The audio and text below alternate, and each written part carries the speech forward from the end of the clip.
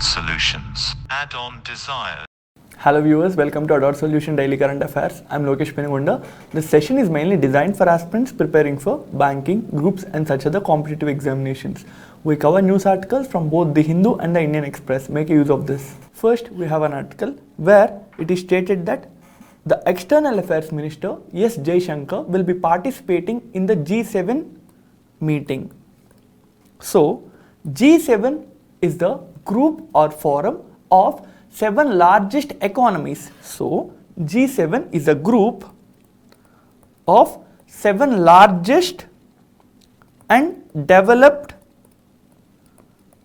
economies, and these 7 members of the grouping are Canada, France, Germany, Italy, Japan, United Kingdom and United States. Then if India is not a member of it, then why is Mr. Jaishankar going to attend this? This is because India was invited as a guest. This year's G7 meeting will be taking place at United Kingdom, and as the United Kingdom is hosting this group this year, the United Kingdom has asked in India to participate as a guest. So in India will be a guest who will be attending this meeting, and this is the 47th G7 meeting. You should know that this G7 grouping was established in the year 1975, and this year's meeting, which is scheduled to take place at United Kingdom, will be the 47th G7 meeting. Is there any headquarters of this G7 grouping? The answer is no. There is no headquarters and there is no constitution for this grouping. This is relating to the G7. And also you should know that from the year 1997 till the year 2014, this grouping was also called as G8. What was the reason? The reason was, apart from the G7 countries, we have seen the Russia was also a member from the 1997 period to the 2014. Then why did Russia leave? Russia left the group, or you can say that Russia was made to leave the group because when Russia annexed the Crimean Peninsula, which is a part of Ukraine, the other G7 countries has pushed Russia out of this grouping. So for now we have only 7 members in this G7. Next we have an article where we can see that 50 policemen were injured in Berlin riots. So where is Berlin? Berlin is the capital of Germany, and Germany is bordering countries such as Netherlands, Belgium, Luxembourg, Switzerland, Austria, France, Czech Republic, Poland and Denmark. So Russia is a European country and bordering all these countries, and it opens into both the North Sea and the Baltic Sea. Now we'll see about the various international happenings that are of huge significance when it comes to examination point of view. So after the World War II, we know that the country Germany under Hitler regime has lost the war, and when it lost the war, the victor countries, which are USA, United Kingdom, France and Russia, that is the USSR, has divided the Germany into 4 parts. So they divided Germany into 4 zones or 4 parts, and they've taken 1 zone for each of them. So in this image you can see that there is 3 parts for the democratic countries and there is 1 part for the communist country, which is the Soviet Union.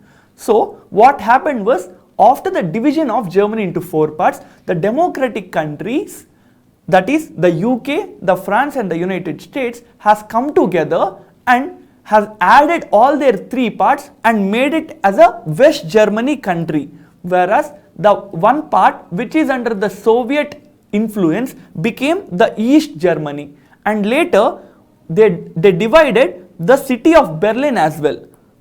So Berlin, as you can see, that is coming under the Soviet sphere of influence, but as Berlin has huge historical and political influence and significance, they divided Berlin into 4 parts again. for each country who has won in the World War II, and again the three democratic countries have combined their parts and it became the West Berlin, whereas the one part which is under the Soviet Union became the East Germany.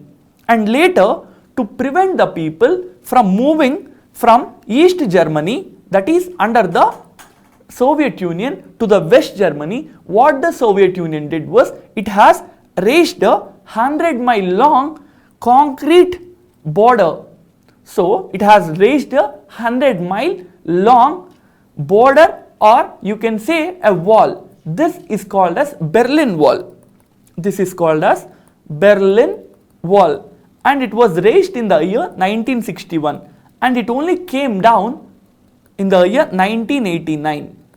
So this is regarding the Berlin Wall and the division of Germany into West and East Germany after Germany losing the World War II. Next we have an article dealing with the country El Salvador. So where is El Salvador? El Salvador is a Central American country. You can see here El Salvador is a Central American country. It is bordering the countries such as Guatemala, Belize, Honduras, Nicaragua, and the capital of El Salvador is San Salvador, and the San Salvador, which is the capital of El Salvador, is near the Pacific Ocean. Next, we have an article which is stated that for the first time in the 6 months, the FPIs have turned into net sellers. So what is the FPI? FPI stands for Foreign Portfolio Investments. So through the FPIs or the foreign portfolio investments, foreign investors can invest in Indian share market. So let's say there is person A, and person A is originally a citizen of United States of America.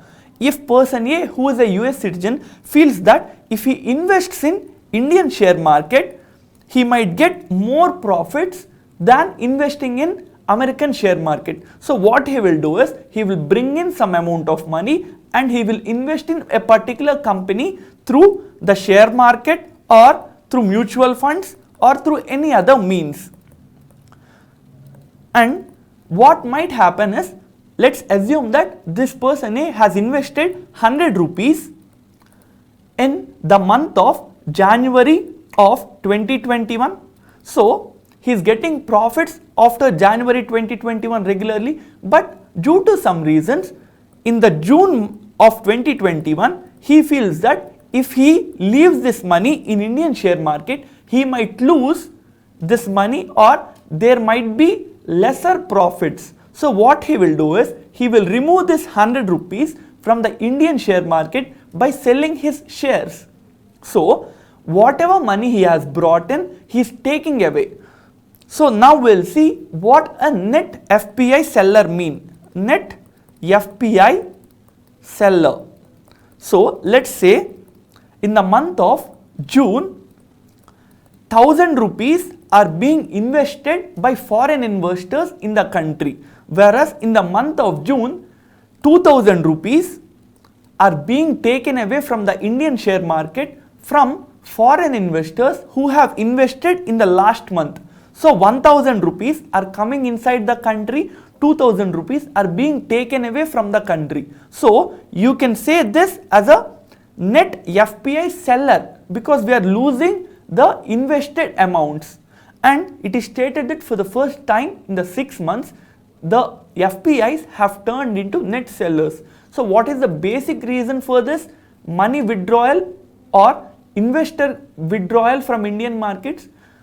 The major reason is increasing number of COVID cases. So due to increasing number of COVID cases, the government is bringing curfews, the government is bringing lockdowns, and as a result of it, many people are losing their jobs, and if people are losing their jobs, they will not be buying goods from various countries, so the profits of the country will reduce.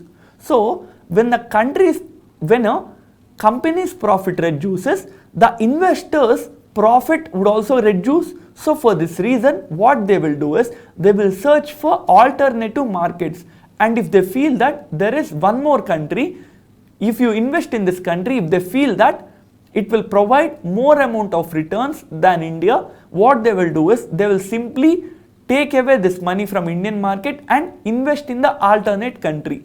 So this is the reason for FPIs coming into the country and FPIs leaving the country. Next, we have an article where it is stated that India's foreign borrowings have been increased by 24%. So, what are the foreign borrowings? Are external commercial borrowings. So, external commercial borrowings are those borrowings or loans that an Indian company or an Indian is taking from foreign companies or foreign countries. So, let's say there is company A in India, and in India if it wants to take a loan, it might have to pay 10% interest per annum. So, what it will do is it will search for loan from other countries.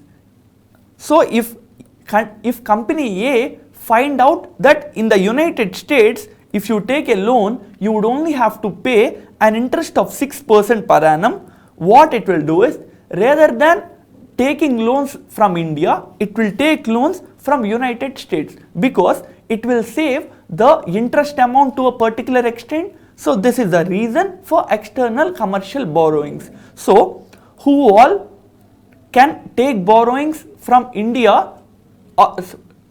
Who all can take borrowings from other countries? You can have individual companies, you can have the government taking loans from foreign countries, or you can even have an individual person who is borrowing some money from foreign countries. So all the money that the companies, the government and the individuals are borrowing from other countries would be calculated and would be termed as external commercial borrowings. So if the companies in the last month are borrowing 10 rupees, and if the government is borrowing 5 rupees, and if the individuals are borrowing 3 rupees from all foreign countries, then the external commercial borrowing in the last month would be 10 plus 5 plus 3, that will be 18 rupees. So when you hear the term external commercial borrowing, it means we are borrowing from outside the Indian market. Next, we have seen yesterday that election results have been announced for 4 states and 1 union territory, and along with these, the election results are announced for various by-polls as well. So, what do you mean by a by-poll? So, let's say the state of Andhra Pradesh goes to an election in the year 2021. So, when the Legislative Assembly of Andhra Pradesh goes to the election in 2021, generally the tenure of the MLAs would come to an end in 2026, because MLAs have a tenure of 5 years. So what might happen is, if you assume that there are 100 MLAs in the state of Andhra Pradesh, there might be a possibility of one or more than one MLA passing away. They might be resigning, they might die in between this period. So let's assume that one of the MLA from Andhra Pradesh Legislative Assembly has passed away. So you will have one vacancy. So there will be one vacancy in the Legislative Assembly. And let's assume that this person has died in the year 2023. So fresh elections have to be conducted to fill this vacancy. So if you conduct an election in the middle of the general tenure, because the general tenure is 2021 to 2026, but you are conducting an election in 2023, this is called as a by-election. So if you conduct an election in the middle of this 5 years, it will be called as a by-election, and the person who is elected in this by-election would still get only a limited tenure. So let's assume that person A has died in the year 2023 and person B has won the seat to fill this vacancy. So when would person B have to vacate his seat? It would be in 2026. Though he is appointed or elected in the year 2023, he have to resign or his term will end at 2026. That is within 3 years. Why? Because it is a by-election and the general tenure of this by-election, the general tenure of the house is from 2021 to 2026. So if you have a by-election in even 2025, the person who is elected in 2025 still have to vacate it by 2026. So this is the conditions regarding the by-election. Next we have an article dealing with Mr. Lewis Hamilton. We'll just see the sport or field he is related to. So Mr. Lewis Hamilton is relating to the field of car racing. You can see Mr. Lewis Hamilton in this picture and you can see the car racing in which he is participating. Next we will see some MCQs in this session. So which country was earlier part of the G8 grouping? So what was the country which was earlier part of the G8 grouping but it is not part now? Is it China? Is it Turkey? Is it Brazil? Is it Russia? The answer is Brazil, because we have seen from 1997 till 2014 Russia was a member of the group, so it was G8, and once Russia left this group it became again G7. Next, Berlin Wall has come down in the year 1949, 1961, 1989, 1993. The correct answer is 1989, whereas it was first raised in 1961.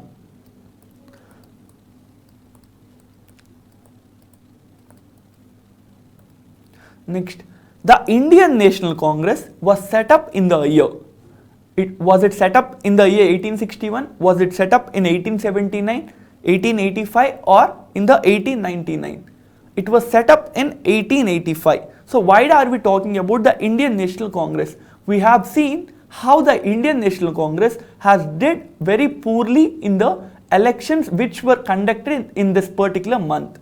So the Indian National Congress is one of the oldest political party in India, and it was established in the year 1885. And with this we have covered the entire relevant articles of the two newspapers, and we have come to the end of this session. Inform about Addod's initiative to your other aspirant friends. Thank you. Addod Solutions. Add-on Desired.